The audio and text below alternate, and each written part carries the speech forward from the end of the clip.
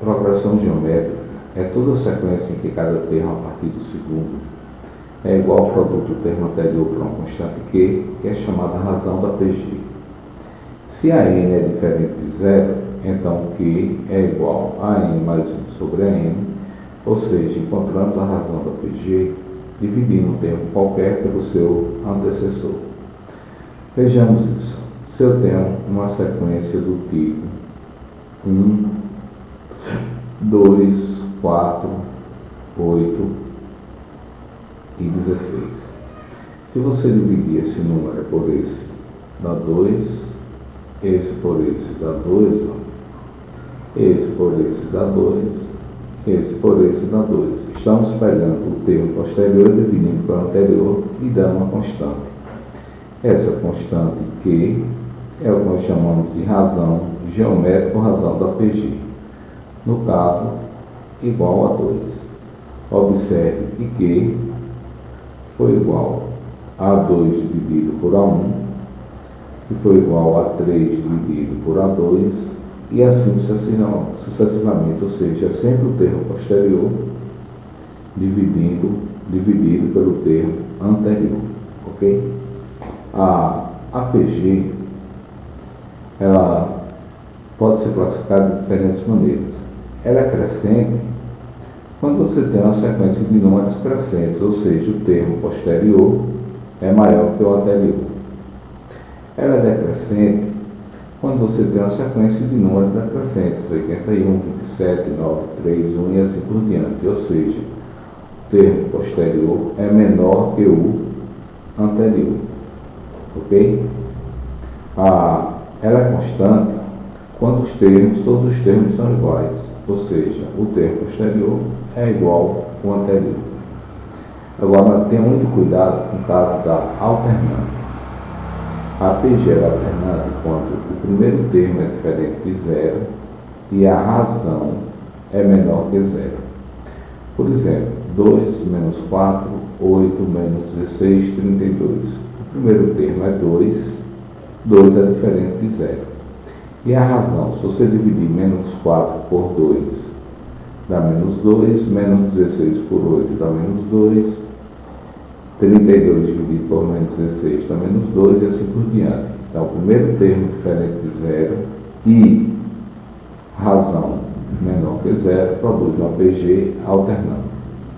Temos dois casos também que não são muito usuais, que são as PGs não decrescentes e as PGs crescentes, ok?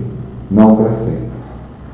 A PG não crescente quando A1 é menor que zero e a razão é igual a zero. Por exemplo, menos 2, 0, 0, 0, 0. É uma PG não decrescente. O primeiro termo é menos 2, que é menor que zero, e a razão foi zero. 0 dividido por menos 2 dá zero. O problema é que nas PGs não decrescentes produz, por exemplo, para esse caso aqui, situações como: se você dividir o terceiro termo pelo segundo, aí vai dar 0 dividido por 0, que é uma forma indeterminada, ok? A mesma coisa acontece com a não crescente, é quando o primeiro termo é maior que 0, por exemplo, 5, e a razão é igual a 0. Mas aqui, mais uma vez, temos 0 dividido por 0, que é uma forma indeterminada. Então, nem sempre, na maioria dos livros de matemática, temos essa consideração aqui, ok? A fórmula do termo geral da PG. Se você tem uma PG, por exemplo, formada por 2, 4, 8, 16, 32 e assim sucessivamente. Qualquer termo dessa PG pode ser encontrado por AN igual a 1 vezes Q elevado a N menos 1. AN é o termo que você quer, A1 é o primeiro, Q é a razão, N é a quantidade de termos menos 1. Por exemplo, se eu quero encontrar o quarto termo dessa sequência, A1 é 2, a razão também é 2, né? Esse por esse dá 2, esse por esse dá 2, 2, elevado a N menos 1, N é 4, 4 menos 1. Então aqui vai dar 2 vezes 2 elevado à terceira. 2 à terceira dá 8, 8 vezes 2, 16. Realmente, quem for o quarto termo da sequência? 16. Então qualquer termo da sequência pode ser facilmente encontrado por essa forma do termo geral. Termos equidistantes em uma PG. Veja aqui, dada essa PG, 2, 4, 8, 16 e 32. Ele diz o seguinte, que dada essa PG aqui, se você tem um termo AP ao quadrado, ele vai ser igual ao AP menos K vezes AP mais K, desde que P e K pertencem aos naturais, com exceção do zero. O que essa fórmulazinha está significando? Simplesmente o seguinte, observe, vou chamar esse termo aqui de AP, ok?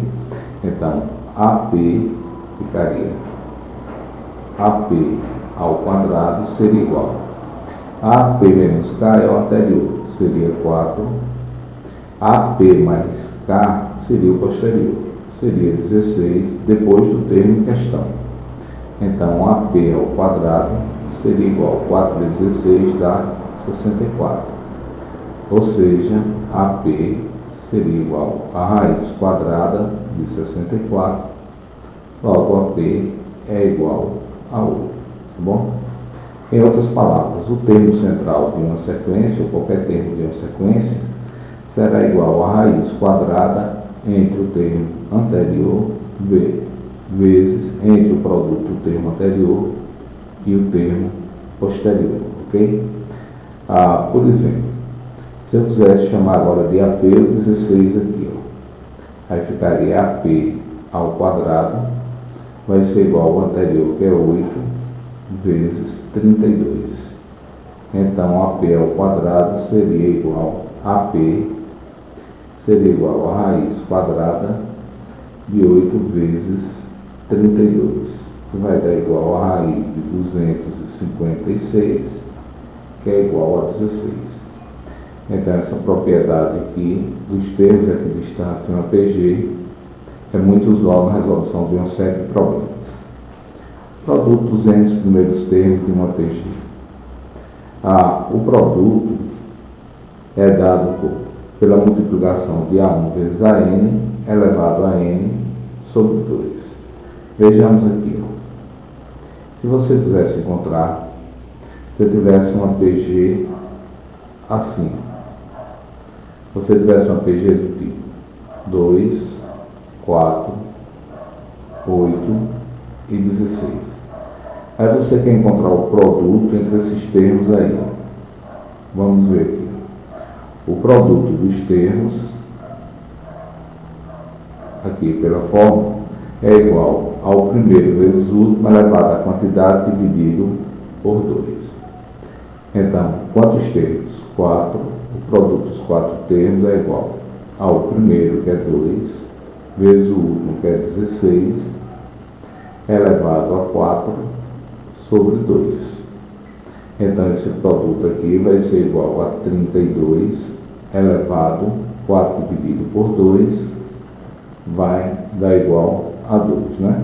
32 ao quadrado vai dar 1024. Se você multiplicar 2 vezes 4 vezes 8 vezes 16, vai dar exatamente 1024, ok?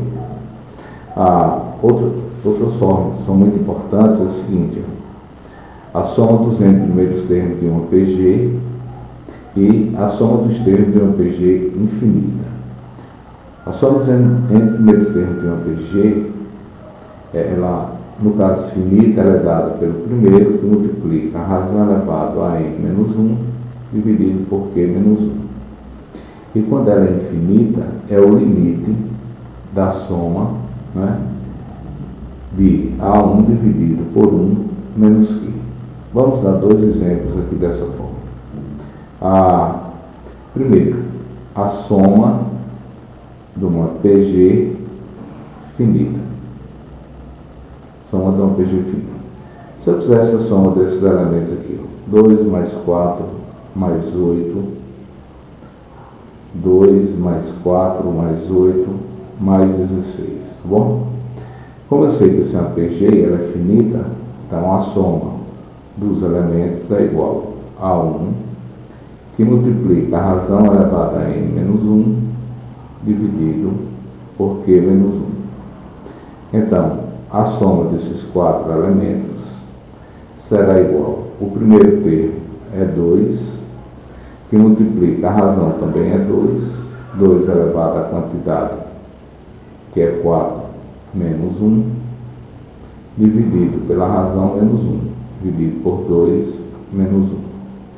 Então, essa soma vai ficar igual a 2 vezes 2 a 4 dá 16 menos 1 dá 15, não é isso? Dá 15 dividido por 1. 12 vezes 15 dá 30. Se você se der o trabalho de fazer essa soma, você vai ver que essa soma dá realmente 30. E quando a PG ela é infinita, a soma da PG com a quantidade de termos infinita. Aí você vai aplicar essa forma. A soma de n termos, quando n tende ao infinito, será igual ao primeiro termo,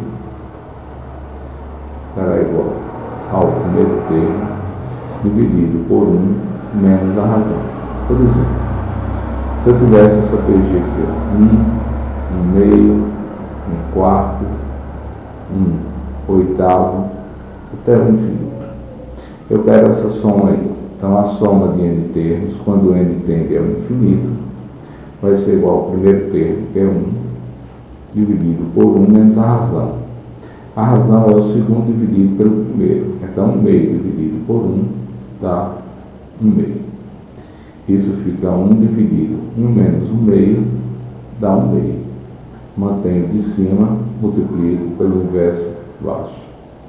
Então, essa soma aqui, se você transformar isso aqui numa soma, tendendo ao infinito, o limite dessa soma será igual a 2.